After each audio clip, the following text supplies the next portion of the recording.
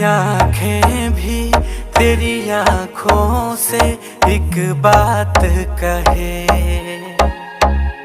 मेरी सांसों में अब हर पल तू मेरे साथ रहे।